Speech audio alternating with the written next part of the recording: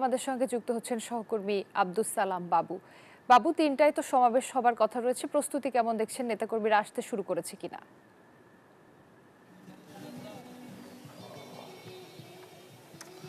বগুড়ায় আজ বিকেল ৩টায় সমাবেশ অনুষ্ঠিত হবে। এই সমাবেশকে কেন্দ্র করে ব্যাপক প্রস্তুত বগুড়া জেলা বিএনপি এবং প্রস্তুতি নিয়েছে স্বেচ্ছাসেবক দল, যুব দল, ছাত্র দলের নেতাকর্মীরা। রাজশাহী এবং রংপুর বিভাগের ১৬ জেলার তরুণ সমাজের প্রতিনিধি, যুব সমাজের প্রতিনিধিরা আজকের এই সমাবেশে অংশগ্রহণ করবেন।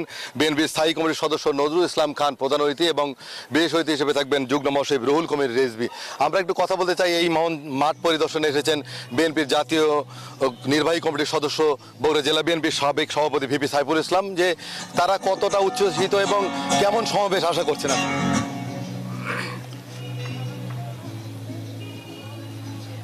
বিসমিল্লাহির রহমানির রহিম। বগুড়া শহীদ জিয়ার পণ্যভূমি,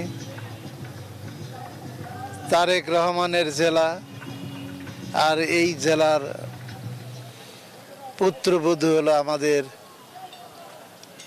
আপসীন দেশমাতা বেগম খালেদা জিয়া।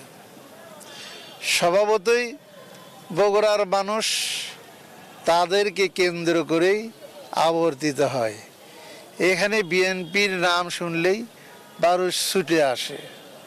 বিএনপি এমন একটা সংগঠন, এটা হলো বগুড়ার মানুষের প্রাণের সংগঠন। সেই কারণেই আজকে বগুড়ার মানুষ তাদের প্রাণের সংগঠনে উপস্থিত হবে, এটাই স্বাভাবিক। আমরা ধন্যবাদ। উনি জানালেন যে বগুড়ার সংগঠন প্রাণের সংগঠন, বগুড়ার মানুষ বিএনপিকে ভালোবাসে এবং বিএনপির নেতাকর্মীরা আবেগ উচ্ছ্বসিত, আনন্দিত। তারা সমাবেশে অংশগ্রহণ করবেন। দুপুরের পর থেকে সমাবেশ ভরে যাবে এবং নেতাকর্মীরা আশা করছেন যে রাজশাহী রংপুর বিভাগের ১৬ জেলার যুবদল, ছাত্রদল, স্বেচ্ছাসেবক দলের এবং তরুণ যুবকরা এই সমাবেশে অংশগ্রহণ করবেন।